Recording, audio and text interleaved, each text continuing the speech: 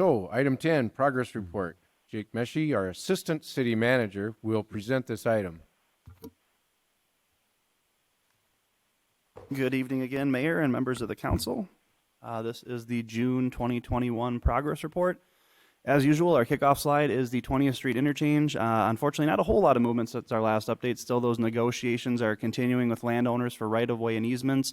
We have seen some movement on our mobile home relocations, and some tenants have already moved out, so we're seeing some movement on that front. By and large, we're still on track to bid the project this fall of 2021, and then plan on construction for 2022 to 2023. And I guess one of the things I always skip over on this is I do encourage everyone to continue to check out that 20thstreetinterchange.com website. That is up and available and holds a lot of information on the history of this project, kind of how we got to this point, as well as those next steps.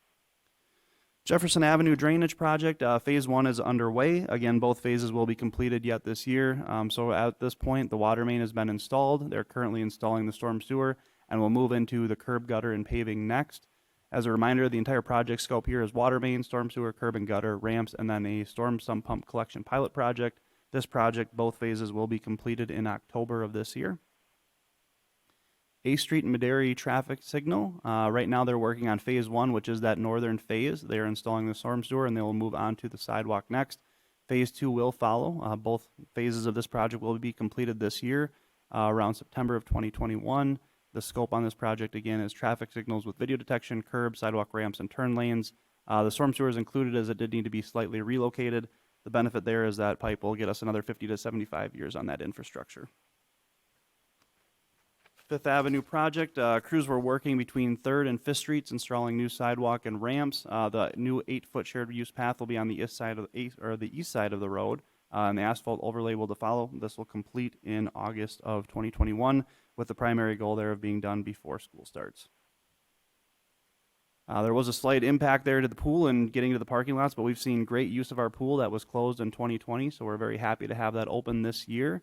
We opened up this year on May 31st, and we've seen memberships generally up across the board in terms of families, a little bit down in individuals, but seeing, a little down in individuals then, but seeing some of those additional family members added on. So far, been great use of the pool, and we'll continue to have that open through the remainder of the summer. Encourage folks to stop by, get the day passes, get their memberships, and enjoy this amenity that we did not have available to us last year. On the week of June 17th, we recognized our waste and recycling workers. We wanted to celebrate them as they play a very pivotal role in keeping our community safe, clean, and beautiful. These are some of our unsung heroes that we often take for granted, but they do provide a very critical service to our community, so wanted to take the time to appreciate them for all of their hard work that they provide. We also had our pod members honored at the Brookings County Commission meeting. Resolution and certificates of appreciation handed out. There was folks represented from a number of different agencies to include the City of Brookings, Brookings County, the Brookings Health System, Avera Medical Group, and Sanford Health. All in all, we administered about 14,000 doses through the pod and fully vaccinated about 7,000 individuals. So we're putting a little bit of a spin onto a favorite event here in town. Most are used to the paint exchange that would be held every year. With DJ Boothie, our new Public Works Director, coming on board, he had a great idea to try to expand this event, similar to what you may see down in Sioux Falls. So instead of just a paint exchange, it's going to be a full household hazardous waste event. It will be held on August 21st from 8 a.m. to noon. It will be held in the Swiftel Center parking lot. They will ask that a donation be made for the group there, so if you can bring a non-perishable food item to participate, and there are a number of items that will be accepted that fall into those general categories. Those items will be available on our website to give everyone a full rundown of what they can bring, and then there are still a few items that you can't, but there'll be much more than paint involved this year. Police had a number of accomplishments since our last progress report. They had 2 officers who graduated from the South Dakota Police Academy. Ben specifically was recognized with a Blue Courage Award for demonstrating leadership qualities throughout the academy, so very proud of both Ben and Gabe on completing the academy. Officer Anderson received the Police Department's Employee of the Year Award, and then the Police Department did have an opportunity to engage in a number of outreach events, including Safety Town, which is ongoing, continues to be very popular. I had asked Chief Erickson if there was any room left. He said absolutely not. It fills up almost as soon as it's announced, so if anyone's interested in Safety Town, look for it next year early. They also did have a couple of panelists who participated on a number of events in the community, to include the Clear Mental Health Forum, as well as the library's inclusive spaces with the LGBTQ community. couple events hosted out at the Swiftel Center. They did engage in a hazmat training, provided a site there, which involved Brookings County, city, as well as state and national organizations. And they held the bow fishing championship, where they had 152 teams, over 160 or over 600 people attend, and that was a great event there. With that, I would stand for any questions on any of the items in the progress report. Holly? I have two questions on the hazardous waste event that we'll be having. Did you mention that in order to bring something, somebody needs to bring a non-perishable food item? Yep, they do ask for a non-perishable food item to participate, so that is then donated to an organization. Okay. What if we have individuals who would like to bring items but maybe don't have the means to donate an item?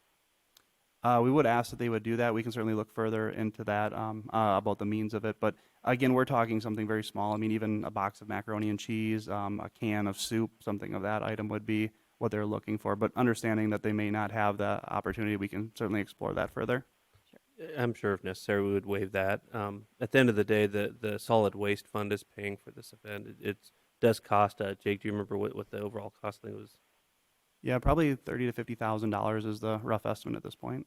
So the solid waste fund is paying for it, but I would encourage everyone to participate in this. And a lot of people don't think about this, but you have we call it household hazardous waste, but it's common things in our garage, in our houses, anything from paint to light bulbs to fertilizer. But a lot of times, this is hazardous to our pets, to our children, but also when firefighters enter households, it's more detrimental to them when they're exposed to flames. So it's important all around that we get it out of our homes, but also for the environment as well. So I'm sure we'd work with individuals through that process. Yeah, I would just hate to eliminate any of the families that will benefit from the contributions to, from participating in the event. My second question on it, and this might be kind of a curveball question, but would we potentially be able to accept at this event, either this year, at future years, or maybe at a different event, medications that people have no longer have use for? I know that sometimes there is the need to kind of get rid of some of those items. Would those be accepted here, or would that be a different event altogether?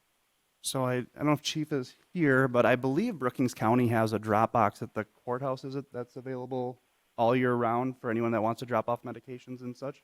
Yes, they do have a drop box inside the entryway to the sheriff's office, actually. So that's there 24/7. You can drop things off there. And any medication can Yep. be dropped there? Any Perfect. Thank you. medications. Yep. I had just one question. What happens to all that material then, or how is it disposed of ultimately then? Yeah, so they partner with an organization, I believe it's Veolia, who actually puts on that event, and then they're licensed to dispose of that properly. So depending on the item, there's different protocols and procedures, but that is part of the cost that we had discussed. It's working with that private firm who has the expertise to make sure that those items are safely disposed. Okay. There's actually multiple ways, and I'll just add to it because I know Habitat for Humanity, the Restore, is working with us on that. So if there's products that they could take, they could sure utilize it. I know with paint, a lot of times they mix it together. You get a real pretty government grade color that could be utilized again. But other items might be incinerated as well. But Jake's exactly right. Viola is a known contractor that can dispose of these products. Holly? I'm sorry, one more follow-up question. Is there somewhere that the public can go to see what materials they can bring? I'm assuming there's maybe some things like, would they be able to bring batteries? And like you said, Paul, light bulbs. That wouldn't have been something that immediately came to my mind. Is there somewhere? Yeah, so as staff, we're currently working to get that all up on our website to show exactly what is all eligible to be brought, and then the few items that that shouldn't be brought. So we'll be getting that on our website shortly. Okay. Any other questions? Thank you, Jake.